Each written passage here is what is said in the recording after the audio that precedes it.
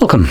In front of me I have the ZTE Nubia Z60 Ultra, and today I'll go over unboxing along with a quick look at the device and its specs. Okay, so getting straight into it, I am going to quickly mention that I might be just a little bit biased towards this device, just because it's one of the devices that I'm considering as purchase for myself, as a replacement to the Samsung Galaxy Fold 4 that I was using that broke down on me, so I'm kind of using my old device now. And this is one of the devices that I'm actually thinking about getting it as a replacement for that device. Primarily because of the display right here, and also the fact that it actually does have pretty decent cameras at the back. Now I'm gonna set it to the side for now, and let's see what else we got in the box. So we get a case. Nice. It's a plastic case on top of that. A shell. Set it to the side for now. Keep that to the side. Interestingly enough, it looks like we actually might get a charger in here. So we get charging cable. This is a Type-C to Type-C. Plop that back in there. And the charger is, it looks of it, a pretty decent one. See if I can find the wattage.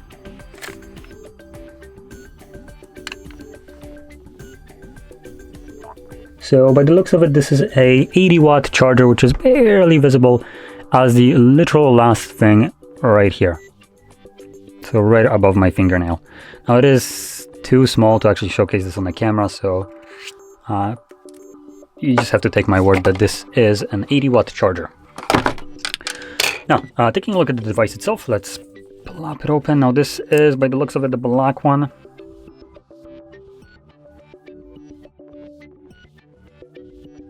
Okay, so you can see this is the black version of it. There's also a silver one, which I personally do like a little bit more in terms of the aesthetics. It just separates it a little bit more. Obviously, it's just up to preference. Now, let's flip it over to the front where we have our display, just a massive slab of glass. This device is a little bit chunky, as you can see.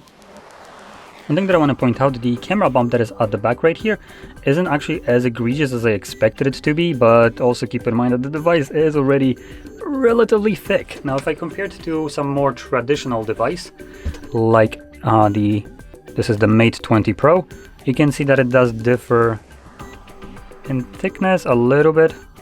It's maybe hard to show, but yeah, it's a bit more thick. Now, interestingly enough, it actually feels lighter than the Red Magic 8S that I recently held in my hand. So it seems like it's cutting down some kind of weight in here compared to that device, but it's still retaining obviously the same kind of appearance with the just insane slab of glass right here and under display fingerprint, under display camera, which on the white background you can actually see right here, something that I did struggle to see on the 8S Red Magic. Now, I'm going to quickly go to the setup and talk about the display right here. So this is a 6.8-inch display running a resolution of 1116 by 2480 pixels. So obviously a pretty decent display. It's also an AMOLED display, so it gives you these nice deep blacks, 1 billion colors, 120 Hz refresh rate, HDR10, not 10 plus, so there is no certification, and a peak brightness of 1100 nits. Also, it has an under-display fingerprint sensor right here, so that's also pretty nice. Let's go with, actually, gestures. When it comes down to screen-to-body ratio, even though it has a very big display with pretty minimal bezels, it's still at 89.1%, so it's below that 90%, but it still looks stunning. And it boasts about a 400 pixels per inch pixel density. Now, if we flip it over, we have our triple camera setup. So the main sensor right here is a 50 megapixel f1.6 35mm standard lens with PDAF, a laser autofocus, and optical image stabilization. Then we got a 64 megapixel f3.3 85mm periscope telephoto, so that's this one right here. And another 50 megapixel f1.8 18mm 100-degree ultra-wide lens with optical image stabilization and PDAF. Now with those cameras you can record videos at 8K 30 frames, 4K 30, 60 in slow motion of 120, and 1080p allows you to record at 30 and 60. Obviously it should also include slow motion and everything else that I mentioned. So that's the back cameras. Now at the front in the under display, which you can kind of see a little bit more when the device is actually off, it's actually visible right here as almost a normal camera would. It's very hard to catch it on camera though. Let's see if I can somehow get it. You can kind of see the circle of it, but you can't really see the camera. So it's right here above my finger. Kind of see it. I do want to point out that with the actual screen being off, it's a little bit more clear to see. It's actually darker, unlike when I'm trying to show it through the camera where it appears lighter in color. So you just see kind of the lens in there. When you light up the device, obviously that just automatically just vanishes from view. Though I do want to point out here, specifically on this device, I do see where it is. There is a discoloration, which is very hard to pick up on the camera itself, but the area where the camera is, the pixels around it, are a little bit lighter in color. I don't know if this is just more light passing through it or what's happening, but I can see relatively where the actual camera is. Now when comparing it to something like the Fold 4, which also had under display camera, it doesn't compare. This is just like night and day. It's significantly better. Now one thing that people will probably point out is that the photos that you get from here, from the selfie, won't look as good. And for a phone that is catering towards, well, photography compared to the Nubia Red Magic 9 Pro, obviously it's kind of weird decision to go with good sensors at the back and then kind of hinder the main selfie camera. Personally, it's not a real deal breaker for me. I tend to just take photos with the back cameras anyway, and I don't really do selfies myself, so I don't care whatsoever about it. But I do understand how this might be a deal breaker for some people. And obviously when comparing this phone in terms of camera performance to something like the Samsung devices, flagship ones, it might compare with the back sensors, it just won't compare with the front one at all. So I did want to point that out. Now, continuing on into the internals of this device can actually get spec'd out insane level. So starting off, we have a whopping 6,000 mAh battery, which obviously kind of contributes to the heft of this device. It also supports 80-watt charging, with the brick being provided at 80 watts, so that's splendid.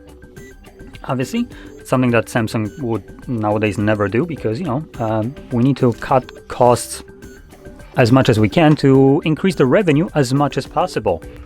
So really nice that this device comes with an included charger and can charge relatively quickly. Now, continuing on, it is being powered by a Snapdragon 8 Gen 3, so the newest flagship that you can possibly get right now. And it comes at the very base version of this device, comes with 256 gigs of storage and 8 gigabytes of RAM. But oh boy, can it get spec'd up to high heavens. It basically can have better like RAM and storage than most people's laptops. So it goes up to 1 terabyte of storage and 24 gigabytes of RAM. So obviously this just like dwarfs what MacBooks provide for like what, 3 times higher price. So pretty interesting. Now, that being said, the 24 gigabytes of RAM is just stupid overkill for a phone like this. You will never need this much RAM on such a phone. As multitasking, even though you can like split screen applications and all that, you will never be able to split screen enough apps to need 24 gigs of RAM. 16, in my opinion, or even 12 should be sufficient for 99% of people, I would assume. So yeah, I am coming obviously from Fold 4, which came with 12 gigs of RAM, and I never felt like I need more than 12 gigs, so having 24 is just insanity. Now, continuing on, let's see, anything else to actually say about this device? Not much. So let's go into the build quality right here. So we have glass front aluminum frame all around, and we have glass back. So this is frosted glass right here. One more thing that I want to kind of point out when it comes down to the camera bump right here. When you set it down, it doesn't wobble all that much. It does have a wobble around volume buttons, but it's not like super like big wobble right here. And anywhere like lower, you can just comfortably swipe up and the phone won't be like just jiggling around on the table. So that is actually pretty good. Something that I was actually worried about, considering they do have kind of like a couple different positions for this. There is a bit of a, well, these two bumps are about the same height, but obviously the little circular one is positioned lower compared to this one, so it does create this unevenness, which honestly, if they would have just cut it straight with it, it would have been significantly better. It would then almost not wobble whatsoever, and that would have been a significantly better choice. Not sure why they decided to go this way. In terms of aesthetics, it looks nice, but I do prefer to not have my phone just wobble around. So that's one thing. Plus frosted glass back, along obviously with the lenses and everything here being also glass. One more thing to mention is the tray right here. It is only a SIM card tray. It doesn't support SD cards. So whatever storage you need, you will need to buy just that as a device, because you can't pop in an SD card in here. We also have a slider right here. So this is a mute button, which I believe, if I remember correctly, you can swap into the gaming mode, like the Red Magic A9 Pro has, and 8S, and all the other ones. So here you actually have versatility for this button, which you can flip it, silent mode, which is a very nice thing. Or in this case, actually, it looks like it's set to camera. So this is just a camera switch in this case. So it's kind of working odd, because if I flip it up, it's supposedly now enabled. But if I close it, if I flip it down now, it again opens up the camera, which not the biggest fan of this kind of implementation. Then next to that, we have our power button and volume rockers, and that's about everything that we have. We also have an IR blaster at the top, microphone, and the antennas. Then on the left side, more antennas, and other than that, just clean side. And at the bottom, speaker grill, charging port, the tray, and that's it. There is no headphone jack, unlike the 9 Pro has. So yeah. But with that being said, this device, for at least what it offers, is a pretty decent phone. I do want to point out one thing in terms of software. There is a bunch of comments saying that the software isn't necessarily super stable for Nubias. I don't know if this is referring to old software or these brand new ones, so that's something that I haven't experienced myself. I used the 8S for just like a week or so, and that seems to run relatively well. I didn't encounter any kind of problems, but people do say that there are software problems. And obviously, if that is more prevalent on phones like this, having software problems obviously would take away from the experience, and at that point I probably would be more hesitant to buy a device like this. But assuming it runs smoothly, considering this looks relatively stock for an Android, there is not much skinning going over this. Obviously, if it runs fine, it seems like a pretty good deal, considering it does come at a very competitive price of about $700 or so. So for that, you get a massive bang for the buck for the value. It's coming with like decent battery, decent charging speed, and a charger, with basically flagship processor, and pretty decently spec'd in terms of storage and RAM, specifically options. And yeah, all in all, it seems like a pretty good value for the money, as long as the software doesn't just glitch out and makes the usability of this device more infuriating. But anyway, with that being said, hopefully you found this video helpful, and if you did, don't forget to hit like, subscribe, and thanks for watching.